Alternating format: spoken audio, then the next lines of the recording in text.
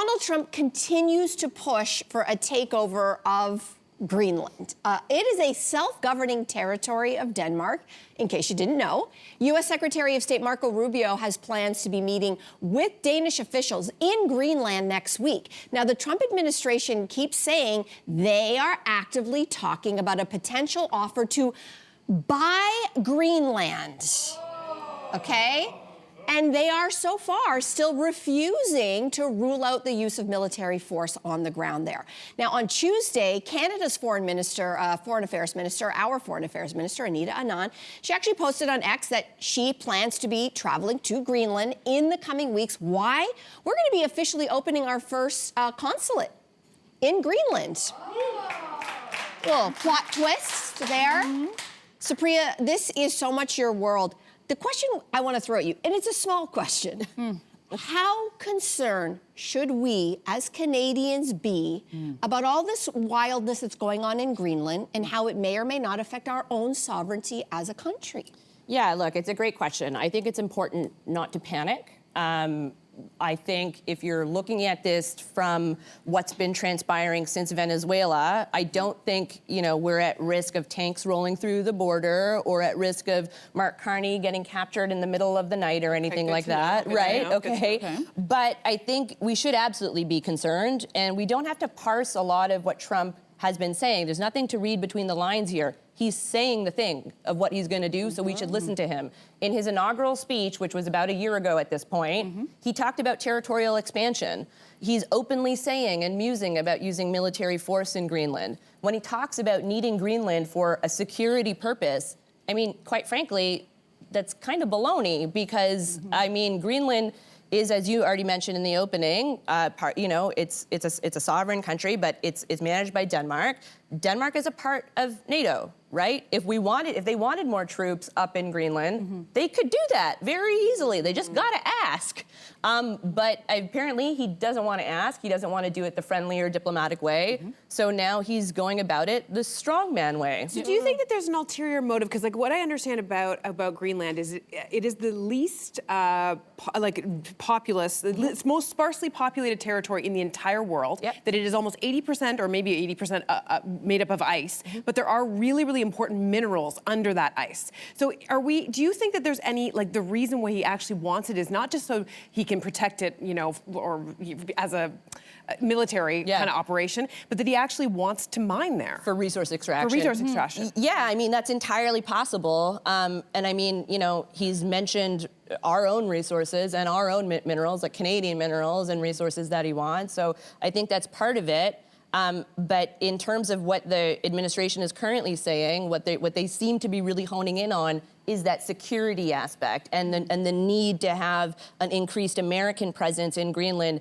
because of the alleged incursion of Russian and Chinese vessels in and around those waters. But of course, if that was actually the case and they were really worried about it, would Trump be welcoming Putin in Alaska, and would they have actually decreased their military presence in Greenland, which is what's happened over the last little bit? That's a great thing to think about. I was wondering about, just 2 weeks ago, he invaded Venezuela, he has Maduro's in jail in New York, and now, just a few days later, now he's, actually days into doing that, he was talking about invading Greenland. What is it with this back-to-back? It seems like there's a rush for him to do all of these things. Do you know why he's like, okay, we got Venezuela, before you even figure out what you're doing in Venezuela, we know you're taking the oil, but what you're gonna do with the people, you're already talking about Greenland. Why does there seem to be a rush for him to be taking over all of these territories? Girl, you asking me to get in his mind? Yeah, I think we're all hungry just to figure out what is happening and why are you doing this? Shock and awe? I think it's part shock and awe. Maybe it's a little bit of ADD. Maybe he's just chasing the next shiny thing, right? Dude likes headlines. Dude likes to be in the, so it's like Venezuela, headlines everywhere. They're watching it like Greenland. Yeah, exactly. And it's just like, don't stop, keep going, flood the zone. always be closing. We know, as you pointed to, there is no more not taking him seriously.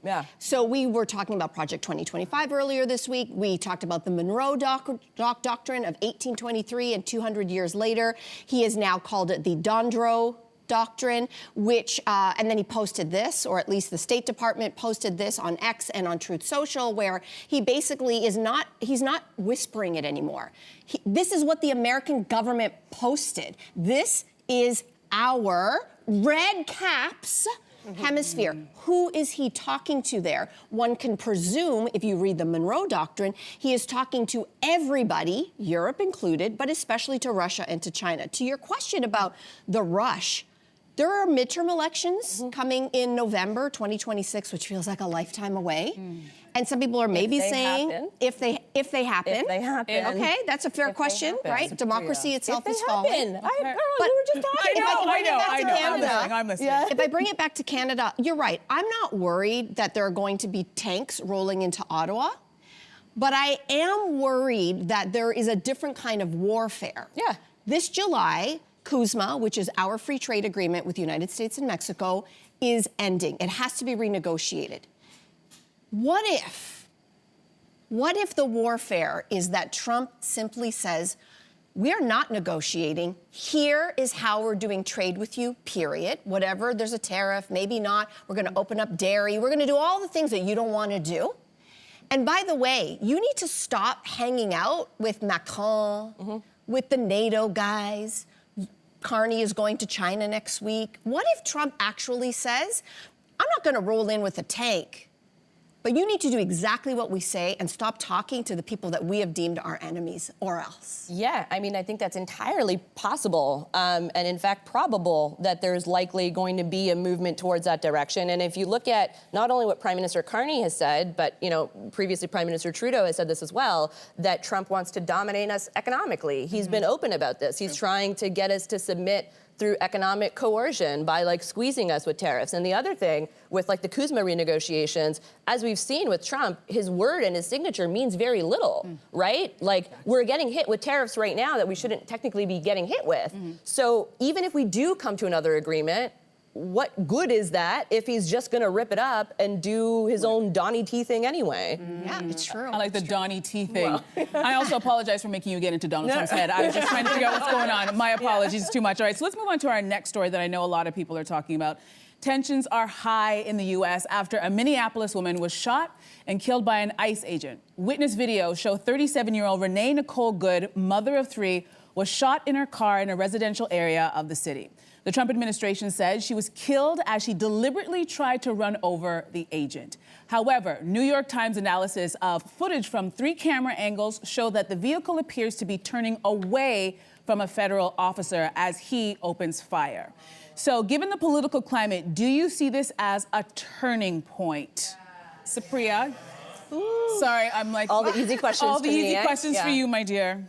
Look, it's not an anomaly to have video of somebody dying at the hands of the state, either in Canada or the U.S. especially. I mean, 6 blocks away from where this happened, George Floyd was murdered. Yeah, right? 2020. In 2020. What's different, I think, about this particular situation is the fact that you have the Trump administration telling us not to believe our eyes and ears and not to believe the eyewitness testimony that has been now given multiple times to suggest that not only was the woman not trying to run over the officer, was trying to get out of there, she was being given conflicting directives by 2 separate ICE agents about whether to leave, about whether to go. And the Orwellian nature of having, multiple Trump officials, including the vice president, the Secretary for Homeland Security, all telling us not to believe what's in front of us, that to me is a tipping point. And that to me is a dangerous tipping point. And I wonder what that'll actually mean, because it could mean that people will rise up and finally say, okay, well, enough's enough. Or does this put a chill on things? That's where I went to, because to me, I mean, if you want to know, I think people have been doing deep dives on this woman. She was a prize-winning poet. She was a musician. She was a wife. She was a mom, as we mentioned at the top. She was also a devoted Christian. She was there in the capacity of what's called a legal observer, which is a volunteer who monitors police and security forces at protests. And in this case, it's legal to do it's that. legal to do that. So, but for those, what you're saying is that people will hear this headline and believe, people who support Trump and believe entirely his narrative, they will ignore the footage that the New York Times put out that shows a different story. They will ignore the witness testimonies that tell a different story. For those who want to rise up and protest, right now I feel like there's going to be a fear, because basically what this administration has done is said that it's a clear threat that it's not safe to protest, that they can get away with murder, like literally get away with murder. Yeah, but they planted that seed in his first term. Remember when he coined the term fake news and went after all traditional news stations? And so every single news journalist their lives were threatened. People were preventing them from covering stories properly. And now, last night when I was watching this, reluctantly watching this, because I'm going to be honest with you guys, this is such a hard story. I feel so emotionally overwhelmed, but I also need to be informed because of the job that I have. But I was watching this very polished, very experienced news anchor talk about this story, and it was interesting. He had a pundit who was clearly a Trump supporter, and he kept on saying, he was telling the story like he was already assuming that this woman was in the wrong, even though he wasn't even there. And the anchor kept on saying, yes, but if you use your eyes, you can see that's not what happened. So now it's interesting that the people who are accused of giving fake news are now talking to people, Trump administration people, who are actively standing in front of a camera giving you fake news, even though the facts and the truth are right there. And I'm like, I'm praying for all of those news anchors who are in this position where they're like, you know that if you speak up and you say too much about this administration, they will go after you. He is not above going after a person personally, but then you have to report the facts. Yeah. And they're up against this administration that just does not want to report facts. Yeah. I think the question off the top was, is this a turning point? And sadly, I think the answer is no. And the reason is, going back to our first topic, Steve Bannon, who was a former advisor to Donald Trump, said this is in the playbook. It's called Flood the Zone.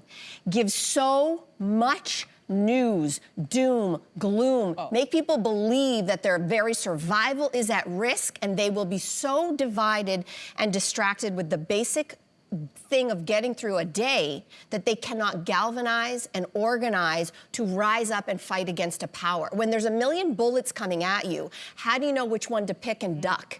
And so right now, this story is going to be gone from the headlines in a few days. I predict it. And you know why? Because if the threat of World War III is on the doorstep, this woman's poor life will be gone off of the headlines. Let's make that not be true. Well, let us try to start thinking but there's a human and make that not be yes, right. No, I don't want to leave people with.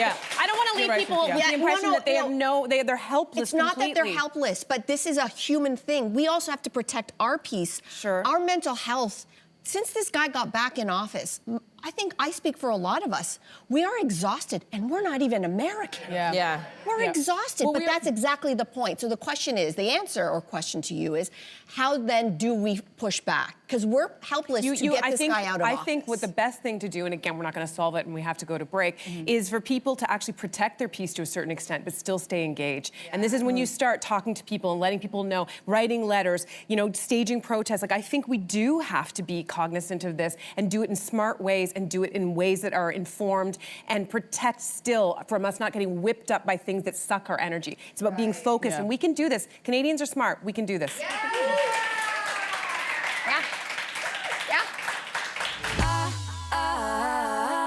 So a woman wrote to the New York Times Magazine to ask if she should tell her new boyfriend that her last marriage ended because she had an affair. She says she still feels immense shame and regret about her behavior, even though it was 20 years ago. Wow. So should you always tell your partner about any past infidelities? You know what? I think it would be easier to talk about Trump and Greenland at this point. I'm on the fence with this one because I believe in not honesty, but transparency. Especially in the beginning of a relationship, I think it's very important for you to start off with, like, here's who I am, here's everything. You're not gonna find out later on. That being said, telling someone that you've cheated before, especially if that person has been cheated on in their previous relationships, you are planting a seed for them to now be watching you the entire time going, because people think once a cheater, always a cheater. And so you can be just dealing with an issue that's probably not an issue, and people sometimes don't want to see that you can grow and that you're not that person anymore. So I don't have an answer. I'm like, I don't know. So, I mean, look, to me, it's like, are you going to marry this person? Are you merging families? Are you merging assets? Are you going to spend the rest of your life with this person? And are you, in effect, lying by omission by not telling them that the last relationship, the last marriage ended because of infidelity. Because if that's the case, then it's like, you probably should tell them. Yes. Because, you know, to your point about transparency and, you know, coming through with honesty, I think that's important. But then you also have to ask of the motivations of why are you telling this person? Yeah. Is it for the transparency, honesty thing, or is it to absolve your own guilt? And if it's to absolve You don't your want own them to guilt, hear it from somebody else. sure, and that's valid. But I think, you know, if you're doing it for the other person and not for yourself, that's where I would say, yeah, tell the person. Okay. Interesting. Relationship expert, Cynthia Loyst? You know, I would never say that there's one hard and fast rule when it comes to something like this. I don't think you have to. I think you can have your own stories that you don't necessarily tell to your partner, especially if this was a one-off, it sounds like in this situation, that really had no bearing on, like it was something that happened, I don't know what the full story is, but I don't think she wants to, in what you were talking about, plant a seed in this future partner's head. But I think if it is something that's a serial pattern, if it's been a deal, something that's ended previous relationships, I do think you owe your partner that transparency. And I do think it's an opportunity to talk about certain things that are very uncomfortable and often are left unsaid. How do we feel about infidelity? What qualifies as infidelity in your mind? Where would those boundaries be? Like, I think that that's actually a perfect opportunity to open up a conversation if you want to. And at least even if it were you disclose, you can gauge how that person stands on these issues. So this is a wonderful opportunity. Whether or not you disclose is really up to you. Okay, I'm gonna throw another curveball. Okay, go for it. Very generally speaking, do we believe that men and women cheat for the same reasons? No. The reason why I'm asking is, to your point, I hear that all the time. Once a cheater, always a cheater, right? And maybe if you've been in a lot of relationships, you've seen that. You're like, oh my gosh, this guy's always cheating. But there is something in me, and maybe because I'm a woman, so I'm biased, but I really feel that anytime that I've seen infidelity on the woman's part, it's very qualifiably different than the way that I have seen men cheat. Okay, why? For example, people will use the argument, well, he just wants to spread his seed. He's primal. This is, you know, like it's an opportunity. A man is only as faithful as his options. Like we hear all of these stereotypes about men, whereas women can emotionally cheat because they are not getting something fundamental in their relationship. I think it's just So I don't know if I'm totally off I mean, base. this is all, we should do this topic in the future because I think it's so You're much like, more no? nuanced No, than that. I just think everything you said just means you're a girl's girl. That's what that comes down to. Okay, you know? maybe. Yeah, maybe I am. Yeah. Maybe I am. No, but it's a good thing. Yeah, so anyway, we've come to no conclusion. We've come to no conclusion here today. We don't know. Good luck, whoever wrote this. Good luck on deciding what you're going to do. We've been of zero help. Yep. You know who's been so helpful? Supriya, you have been so helpful. We love your perspective. Thank you so much. Thank you. Thank you for being here today. Thank you. That's great.